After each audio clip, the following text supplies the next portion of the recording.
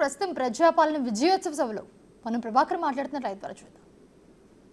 జరుగుతున్న పరిణామాలు మీరే చెప్తే ఈ తెలంగాణ ప్రజానికని అదొక గొప్ప ఒక శుభవార్తగా జరుగుతుంది. కాబట్టి హైదరాబాద్ కూడా పొల్యూషన్ ఫ్రీగా ఉండేందుకు ఈవీ పాలసీ, స్క్రాప్ పాలసీ, అదేవిధంగా ఎలక్ట్రిక్ బస్సుల్ని తీసుకొచ్చేటువంటి పాలసీని గౌరవ ముఖ్యమంత్రి గారు ఈరోజు ఇక్కడ ఈ వేదిక ద్వారా తెలియజేస్తారు. కాబట్టి దయచేసి నేను మిమ్మల్ని అందరినీ కోరుతా ఉన్నా, 10 ఏళ్లలో జరగని ఏఎంబీఎల్ క్యాలిడర్ రిక్రూట్మెంట్ చేయలే, నోటిఫికేషన్ మేమే ఇష్టం కదా అంటారు. మరి ఓడాపిడి మేము ఆపినామా? ఇవాళ అన్ని రకాలుగా తెలంగాణ ప్రభుత్వం ప్రజాప్రభుత్వం ఏర్పడిన తర్వాత అనేక సందర్భాల్లో మన యొక్క ప్రజల సమస్యల్ని పరిష్కరించుకుంటూ ముందుకు పోతా ఉన్నాం. దయచేసి ఈ ఆశీర్వచనం మీ అందరి ఆశీర్వచనం ఇవ్వండి.